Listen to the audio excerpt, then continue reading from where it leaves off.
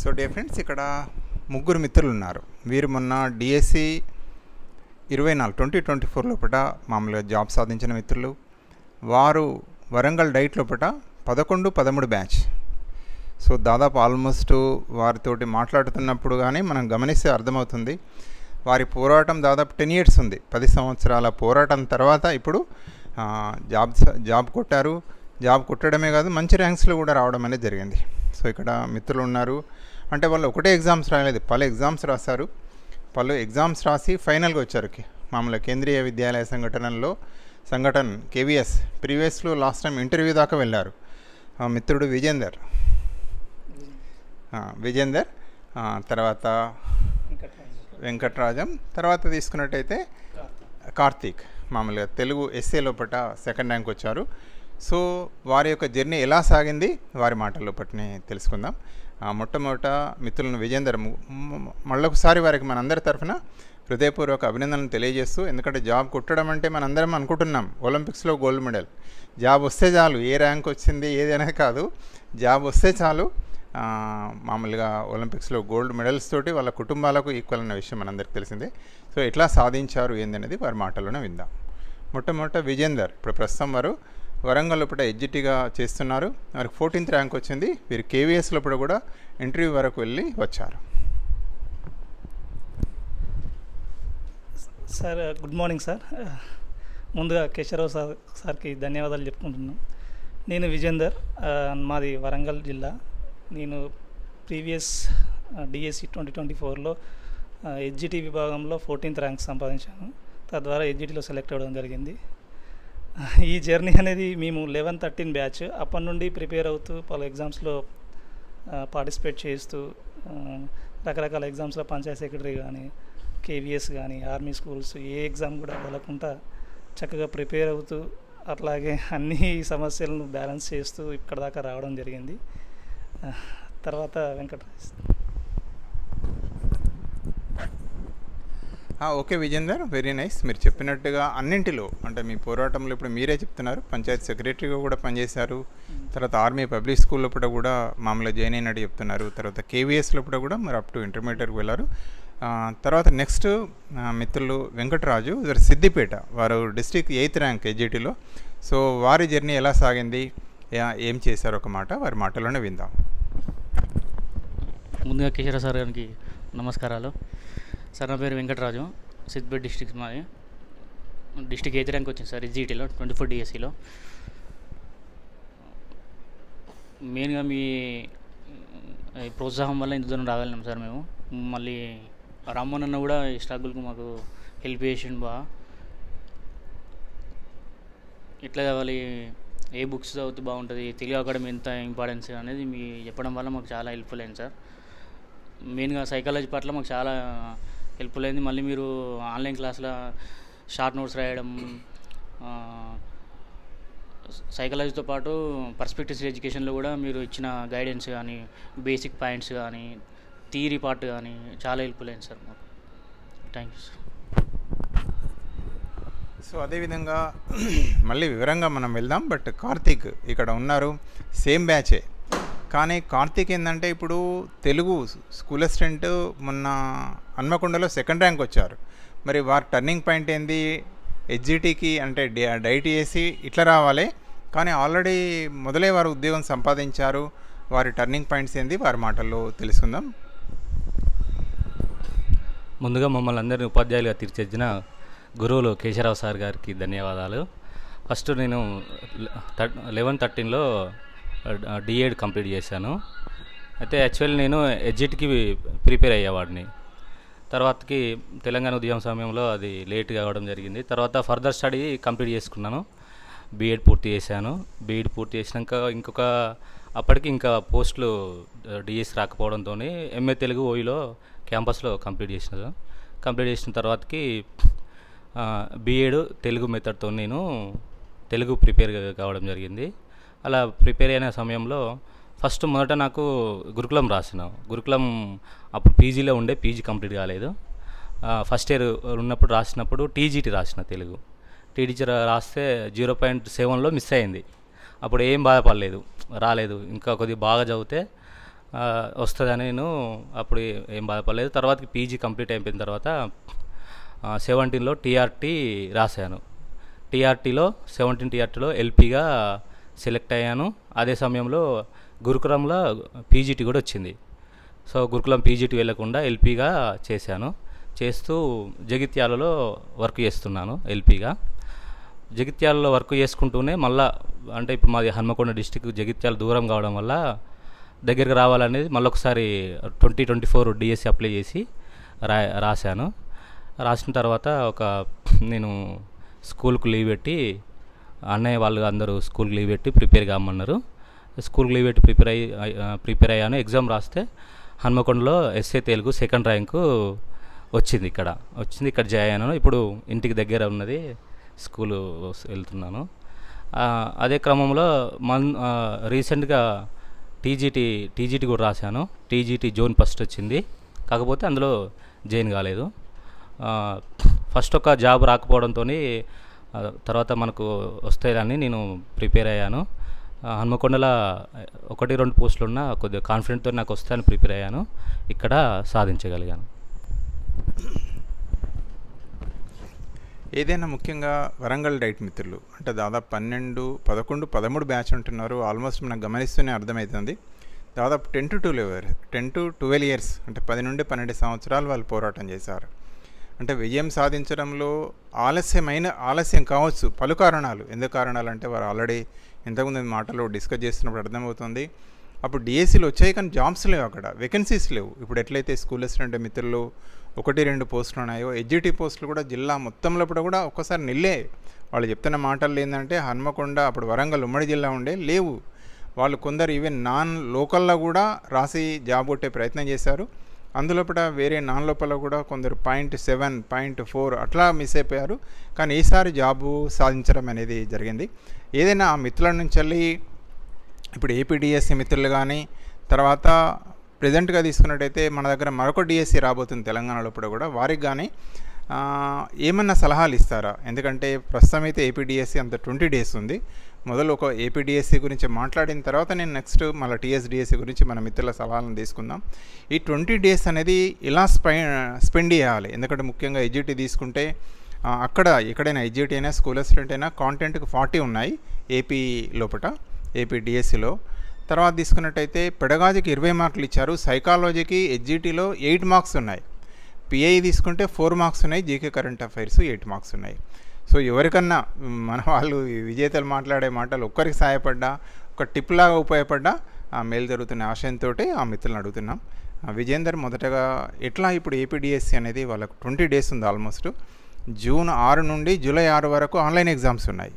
So almost ఇప్పుడు 10th, 11th కదా మనకంటే ఇవి ఒక 10 days వస్తున్నాయి. ఒక 5 days తీసేసిన ఆల్మోస్ట్ ఒక 20 days ఉన్నాయి. ఏం చేయమంటారు? ఎట్లా ఇది ఫైనల్ 20 days కదా, ఏం చేస్తే బాగుంటుంది మీ సలహా? సార్, ఏపీడిఎస్కి 20 days ఉన్నది అంటున్నారు. ఆల్రెడీ వాళ్ళు కంప్లీట్గా ప్రిపేర్ అయి ఉంటారు.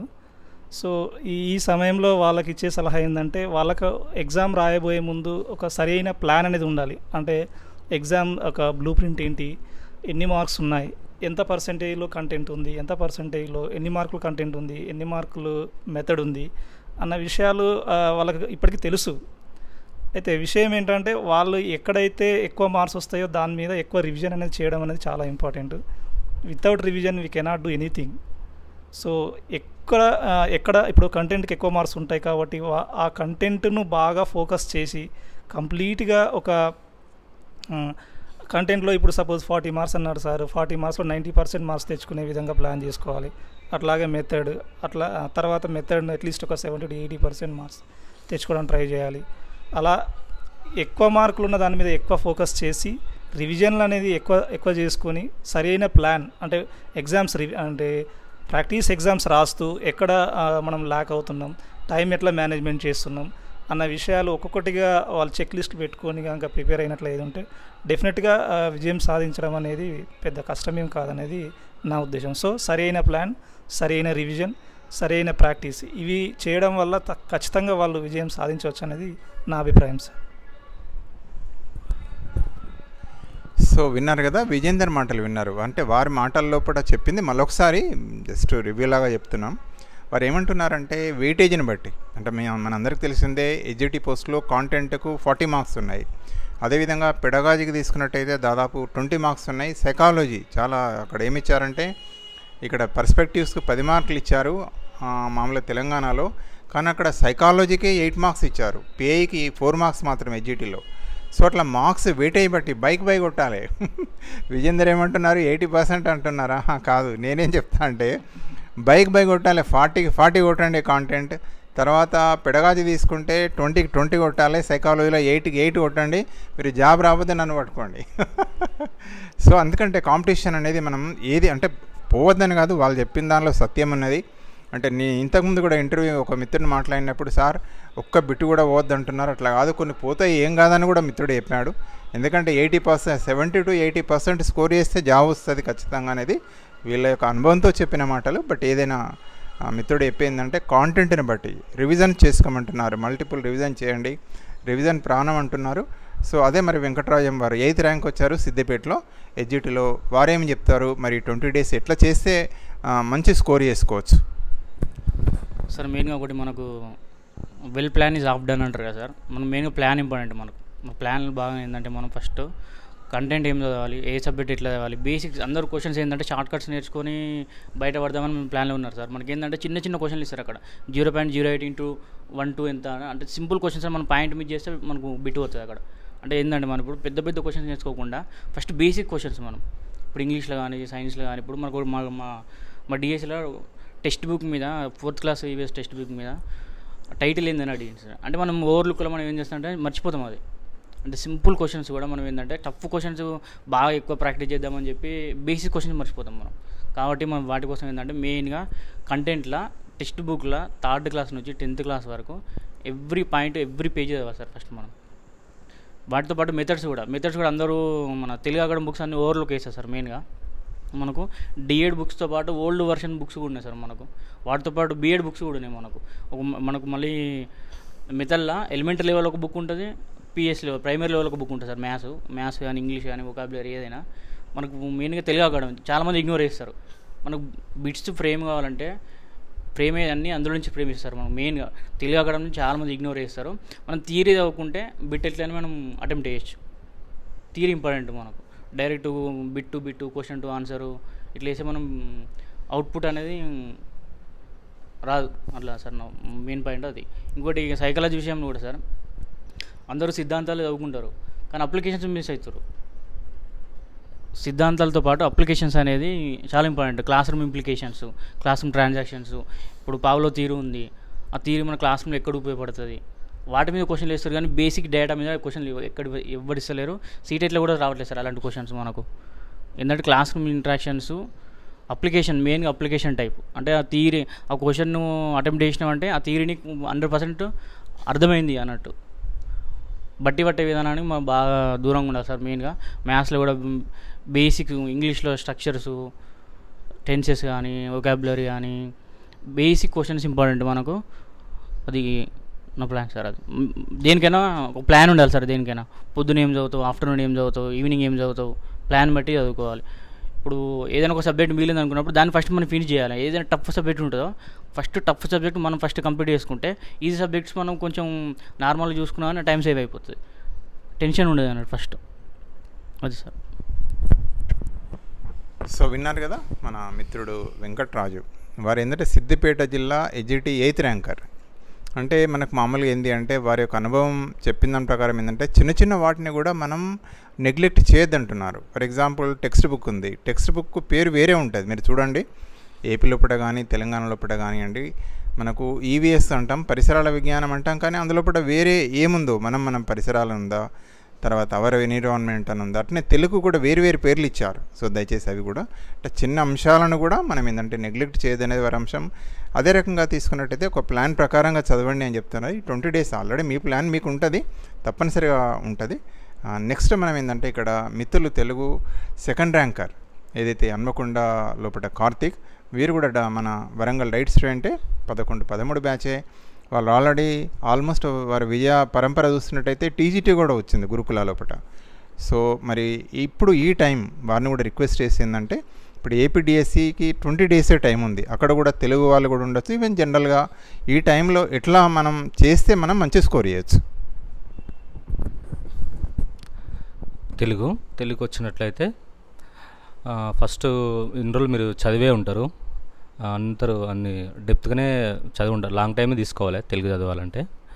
ఇప్పుడు ముఖ్యంగా ఇప్పుడు 20 డేస్ ఎలా చదవాలి తెలుగుకు అంటే, ఇప్పుడు జానపదం, అలంకార శాస్త్రం, ప్రాచీన కవులలో ప్రాచీన కవులు, ఆధునిక కవులలో కొంచెం ఎక్కువ పాత ప్రీవియస్ క్వశ్చన్లు వస్తుంటే ఎక్కడ బిట్లు పడుతున్నాయో అనేది, ఆ బిట్ల ఆధారంగా ఇంపార్టెంట్ ఉన్నటువంటి ఏరియాను మనం ఎక్కువ చదవాలి తెలుగు. సో ఇంకోటి ఏంటంటే గ్రామర్, ఛందస్సు, అలంకారం, సందులు ఇదివరకు చదివి ఉంటారు. ముఖ్యంగా ఏంటంటే ఎగ్జామ్ ముందు కంపల్సరీగా గ్రామర్ను మరొకసారి రివిజన్ చేయాలి తప్పకుండా, ఎందుకంటే అది బిట్స్ చిన్న చిన్న బిట్స్ ఇస్తారు, కన్ఫ్యూజ్ ఎక్కువ ఉంటుంది కాబట్టి గ్రామర్ కూడా మనం ఎక్కువ చూసుకోవాలి తెలుగులో. ఇంకా మెథడ్కి వచ్చేసరికి మెథడ్లో ఎక్కువ తెలుగులో ప్రముఖంగా అడిగేది బోధన పద్ధతులు, తెలుగు బోధన పద్ధతుల మీద ఎక్కువ అడుగుతాడు. అందులో కొంచెం కన్ఫ్యూజ్ అయ్యే విధంగా ఉంటవి, వాటిని మనం ఒకసారి రివిజన్ చేసుకున్నట్లయితే తెలుగు 20 డేస్లో చేయొచ్చు. ఇంకా విధంగా కాంటెంట్లో తెలుగు ఎక్కువ ప్రాచీనంలో తక్కువ ఉంటుంది, తక్కువ కాంటెంట్ ఉంటుంది, నుంచి ఎక్కువ బిట్స్ పడతాయి.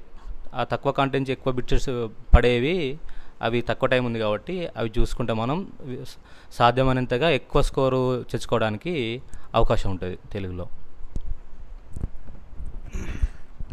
ఒక డియర్ ఫ్రెండ్స్ విన్నారు కదా, మామూలుగా కార్తిక్ మిత్రులు వారు చెప్పింది తెలుగు మీద, అంటే తెలుగు ఎల్పి ఎవరు రాస్తున్నారో, స్కూల్ అసిస్టెంట్ ఎవరు రాస్తారో వారి గురించి మనకు మాట్లాడడం అనేది జరిగింది.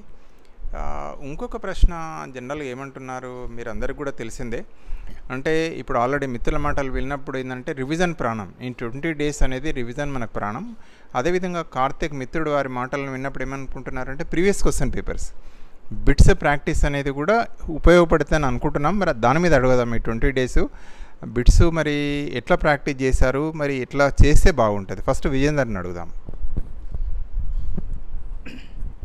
సార్ యాక్చువల్గా మనం ఫస్ట్ ఈ 20 డేస్లో ముందు కంటెంట్ రివిజన్ చేస్తూ ఉంటాం. రివిజన్ చేసుకున్నప్పుడు ఒక టాపిక్ తీసుకున్నట్లయితే మ్యాథ్సే కానీ, ఈవీఎస్ఏ కానీ, ఇంగ్లీషే కానీ తీసుకున్నప్పుడు ముందు ప్రీవియస్గా ఎలాంటి బిట్లు పడ్డాయి అనే దాని మీద ఫోకస్ చేయాలి.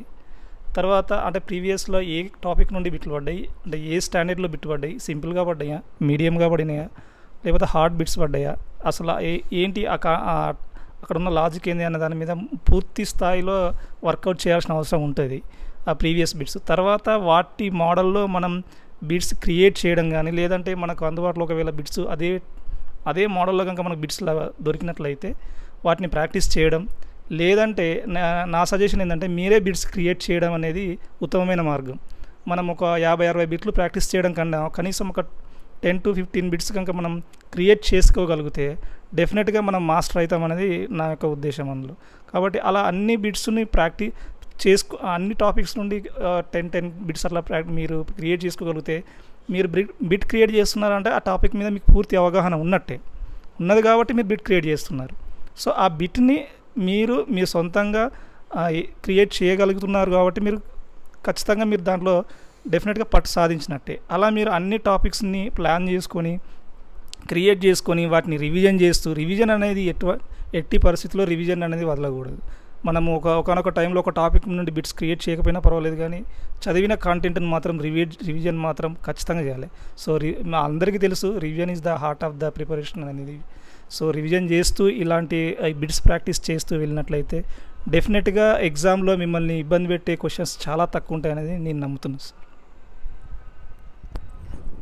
సో విన్నారు కదా, మళ్ళొకసారి ఎందుకోసం చెప్పడం అంటే వారు చెప్పింది ఆల్రెడీ మీరు వినే ఉంటారు. ఏమంటున్నారు అంటే బిట్స్ కూడా ప్రాక్టీస్ చేయాలని చెప్తున్నారు. అంటే ప్రీవియస్ క్వశ్చన్ పేపర్స్ 1-2 మీ దగ్గర ఎన్ని ఉంటాయి, మీరు దిగులు పడద్దు. ఎక్కువ క్వశ్చన్ పేపర్లు అనేవి కాదు, ఉన్న క్వశ్చన్ పేపర్స్లో మన క్వశ్చన్స్ అనేవి చూస్తే ఎంత డెప్త్ అడుగుతున్నాడు, క్వశ్చన్స్ యొక్క డెప్త్ తెలుస్తుంది, మనం ఎక్కడున్నామనేది తెలుస్తుంది, మళ్ళీ మనం రివిజన్లో దానికి చేయొచ్చు అని చెప్తున్నారు.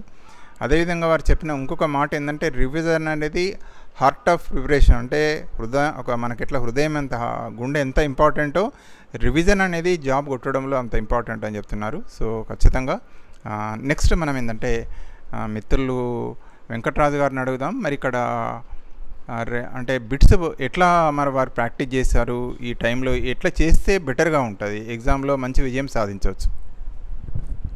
సార్ మెయిన్గా మనకు బిట్స్ ప్రాక్టీస్ అంటే మనకు చాప్టర్ వైజ్ చేయాలి సార్. ఎప్పుడైనా చాప్టర్, ఇప్పుడు మనకు సపోజ్ మ్యాథ్స్ ఉందనుకో సార్, ఫ్రాక్షన్ అనే టాపిక్ ఉంటుంది. ఫ్రాక్షన్ గురించి మనం ఫస్ట్ బేసిక్ కాన్సెప్ట్ నేర్చుకోవాలి. కాన్సెప్ట్ నేర్చుకున్న తర్వాత టెక్స్ట్ బుక్లో ఎగ్జాంపుల్స్ ఉంటాయి సార్. ఎగ్జాంపుల్స్ నేర్చుకున్న తర్వాత ఎక్సర్సైజ్లు ఉంటాయి కదా మనకు.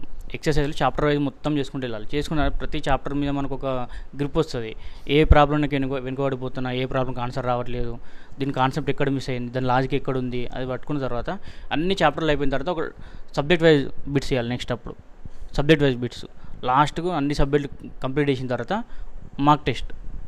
అప్పుడు మార్క్ టెస్ట్లోకి వెళ్ళాలి. కానీ డైరెక్ట్ మార్క్ టెస్ట్లోకి వెళ్ళకుండా చాప్టర్ వైజ్గా ప్రతి కాన్సెప్ట్ ఓరియంటెడ్గా చేసుకుంటూ పోతే మరి ఎక్కడ లోపం జరుగుతుంది. ఇప్పుడు రేషియో ప్రపోర్షన్ ఉంటుంది.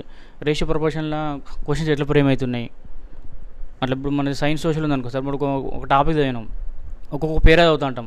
ఒక్కొక్క పేరా చదువుతుంటే మనం అనాలిసిస్ చేసుకోవాలి. ఈ పేరాలు ఈ క్వశ్చన్ ఇక్కడ వచ్చే అవకాశం ఉంది, మనమే అనాలిసిస్ చేసుకోవాలి. అంటే ఈ క్వశ్చన్ ఇక్కడ ఫ్రేమ్ అవుతుంది కావచ్చు. అంటే ఎప్పుడైతే మన అవగాహనతోటి చదువుతామో బట్టి పట్టకుండా, అప్పుడు ఈ ఏరియాలో ఈ టాపిక్లో విద్యా హక్కులు చాప్టర్ ఉంది, ఈ టాపిక్లో ఈ క్వశ్చన్ రావచ్చు. నువ్వు గెస్ చేస్తున్నావు అంటే నీకు ఆల్మోస్ట్ సబ్జెక్ట్ మీద నీకు గ్రిప్ వచ్చేస్తుంది అన్నట్టు. అప్పుడు ఆ టాపిక్ మీద కంప్లీట్గా మనకు ఒక పర్ఫెక్ట్నెస్ వస్తుంది. అప్పుడు ప్రతిదీ కూడా చాప్టర్ వైజ్ చేయాలి sir. First of all chapter wise చేస్తేనే మనకి ఏదైనా ఉత్తమం. సో విన్నారు కదా మిత్రులు, వెంకటరాజు గారు ఏమంటున్నారంటే మొట్టమొదటి మీరు ఏంటంటే chapter wise, topic wise are chapter వైజ్గా బిట్స్ ప్రాక్టీస్ చేయండి. ఆ తర్వాత నెక్స్ట్ సబ్జెక్ట్ వైజ్ వెళ్ళమంటున్నారు. మొదలే ఏంటంటే మోడల్ టెస్ట్కు డైరెక్ట్ వెళ్ళినట్టయితే అంటే ఇబ్బంది జరిగే అవకాశం ఉంటుంది అనేది అంటున్నారు. ఏదైనా వెరీ వెరీ ఇంపార్టెంట్. ఈ 20 days అనేది అత్యంత కీలకం. సో దయచేసి మీరు మిత్రుడు చెప్పినట్టు మీ అంటే ఓన్ ప్లాన్ వాళ్ళకు ఉంటుంది, ఎవరి ప్లాన్ వాళ్ళకు ఉంటుంది. ఒక ఐడియానికి మీకు ఇవ్వడం మాత్రమే, అది మనకు ఎట్లా వెసులుబాటు ఉంటే మీరు అట్లా దయచేసి వాడుకోండి. నెక్స్ట్ మిత్రులు కార్తిక్ గారిని కూడా మరి బిట్స్ ప్రాక్టీస్ పైన వారు ఏమి సలహా ఇస్తారు?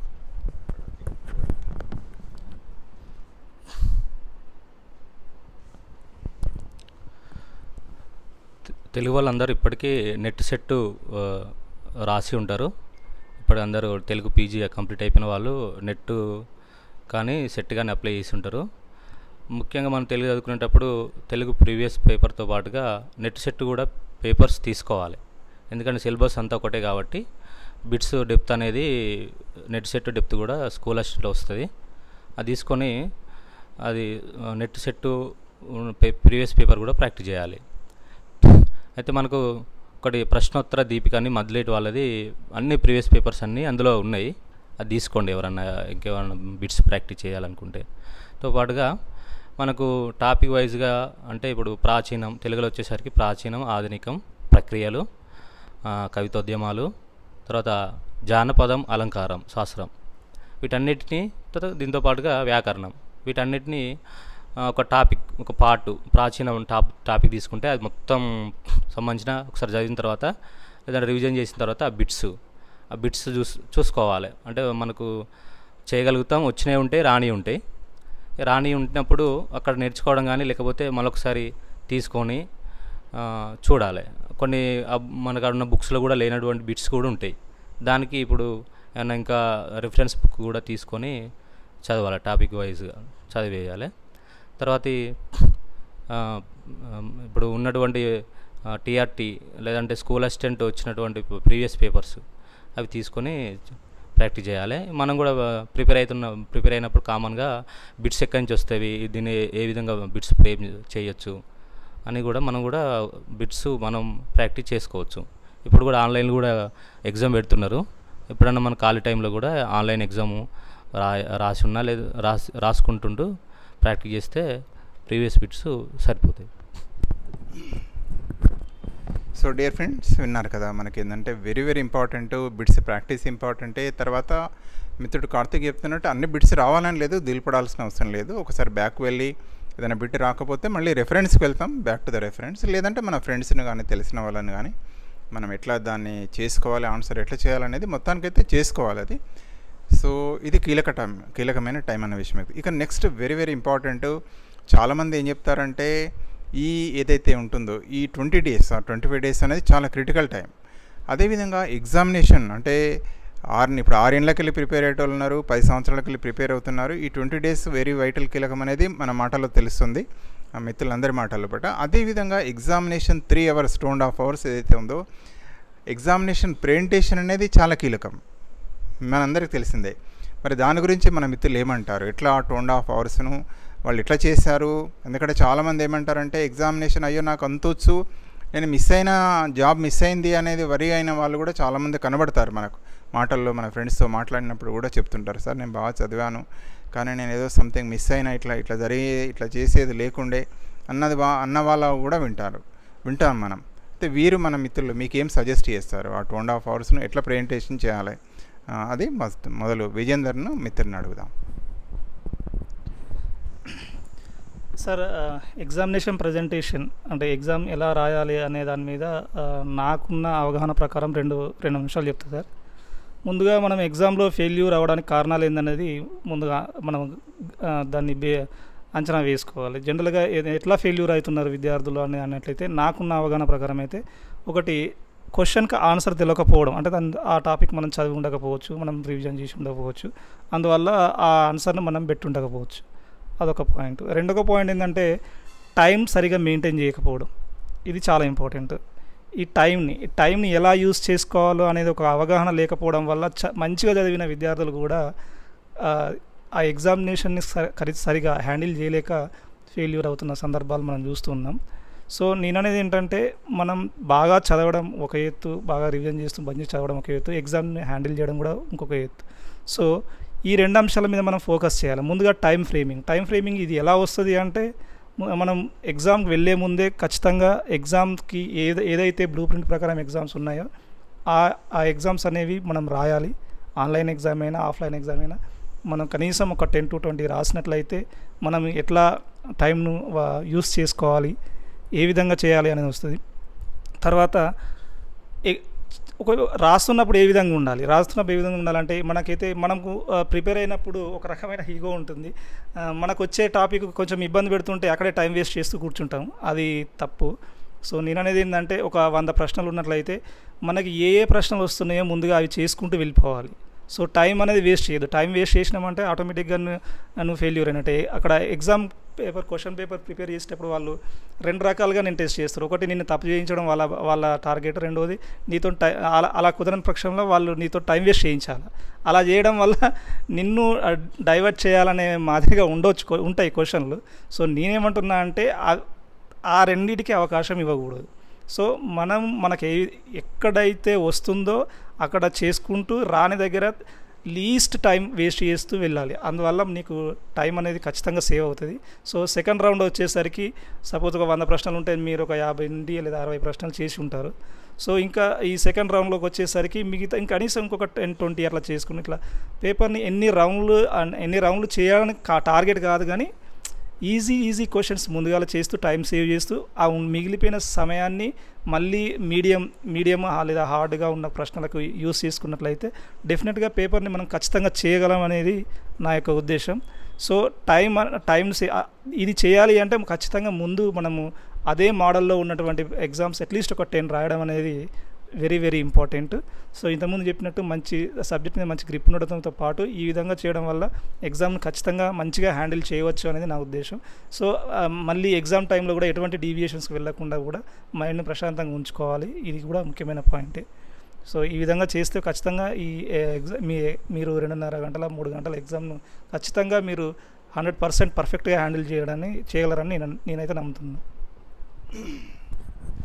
ఒక డియర్ ఫ్రెండ్స్ విన్నారు కదా విజేందర్ మాటల్ని. సార్ వారు ఏం చెప్తున్నారంటే ఎగ్జామ్ టైం అనేదంటే ఆ 2.5 hours వెరీ ఇంపార్టెంట్. అంటే వారు మాటలు చివరికి చెప్తున్నారు కూల్గా ఉండాలనేది ఒకటి నాకు అర్థమైంది. రెండవది ఏంటంటే వచ్చినవి మొదలు చేసుకుంటూ పోవాలి. అది టఫా ఈజీగా మనకి అంటే మన దాన్ని బట్టి మనకు వచ్చేస్తాయి. మనకు కొన్ని టఫ్ ఉంటాయి, కొన్ని ఉంటాయి, కానీ టైం వేస్ట్ చేయొద్దు. ఒకే క్వశ్చన్ దగ్గర రాని క్వశ్చన్ దగ్గర టైం వేస్ట్ చేయొద్దు అంటున్నారు. వచ్చినాయి 60-100 ఒకవేళ ఫర్ ఎగ్జాంపుల్ 100 ఉంటే అందులో 60-70 మనకు వచ్చినాయి ఉంటాయి అనుకోండి, వాటిని ముందు టకటక పెట్టుకుంటూ వెళ్ళిపోవాలని చెప్తున్నారు. కరెక్ట్ ఆన్సర్ని మనం చూజ్ చేసుకుంటూ వెళ్ళిపోతాం. సెకండ్ రౌండ్లో అప్పుడు మనం దాన్ని చేసుకోవాలి అనేది వారి మాటల్లో అర్థమవుతుంది. టైం మెయింటెనెన్స్ చాలా ఇంపార్టెంట్. వారు చెప్తున్నది ఏంటంటే రాని దగ్గరనే అక్కడే ఉన్నామనుకోండి టైం వేస్ట్ అవుతుంది అనేది వారు చెప్తున్నారు. బహుశా ఆల్రెడీ మీరు గమనించే ఉంటారు. నెక్స్ట్ ఇదే అంశం పైన వెంకట్రాజు గారు, వారు సిద్దిపేట లోపల వారు 8th ర్యాంక్ సాధించారు. అయినా వారితోటి మనం అడిగేది ఏంటి అంటే, సరే ఎగ్జామినేషన్ ప్రెజెంటేషన్ ఆ 2.5 hours మనం ఎట్లా చేయగల, ఎట్లా చేస్తే మనం టైం వేస్ట్ కాకుండా ఉంటుంది, తర్వాత మంచి స్కోర్ చేయొచ్చు. సార్ ఇప్పుడు అన్నీ మనకి ఎగ్జామ్స్ అన్నీ CBT మోడ్ అయిపోయినాయి సార్. మనకి ఇప్పుడు ఒకప్పుడు మనకు పెన్ పేపరు ఎగ్జామ్స్ ఉండేవి, ఇప్పుడు మనకు అన్ని ఆన్లైన్ ఎగ్జామ్స్ అయిపోయినాయి. బెస్ట్ ఏంటంటే మనకు బబ్లింగ్ చేయడంలో టైం వేస్ట్ అనేది ఇక్కడ ఉండదు మనకు. కాబట్టి మనం నెంబర్ ఆఫ్ టైమ్స్ క్వశ్చన్ చదివి ఏ ఆప్షన్ కరెక్ట్ చూసుకొని చేయొచ్చు సార్. మళ్ళీ ఇంకోటి ఏంటంటే మనం ఫస్ట్ మనకు ఇప్పుడు నాది మ్యాథ్స్ బ్యాక్గ్రౌండ్ సార్. నాది యాక్చువల్గా నాకు మ్యాథ్స్ అంటే ఇష్టం కాబట్టి ఫస్ట్ మ్యాథ్స్ చేసేస్తాను ఫస్ట్. అంటే ఎవరైనా కానీ వాళ్ళ ఏ బ్యాక్గ్రౌండ్ ఉంటుందో, వాళ్ళకి ఏదైనా సబ్జెక్టు పర్ఫెక్ట్ వస్తుందో ఫస్ట్ ఆ సబ్జెక్ట్ తీసుకోవాలి. మనం చేసుకుంటే మనకు ఒక హ్యాపీనెస్ వస్తుంది. అరే ఇంతవరకు పర్ఫెక్ట్ ఉన్నా ఒక హ్యాపీనెస్ రావడం వల్ల మిగతా క్వశ్చన్స్ అన్నీ మనం సింపుల్గా చేసుకుంటూ పోవచ్చు.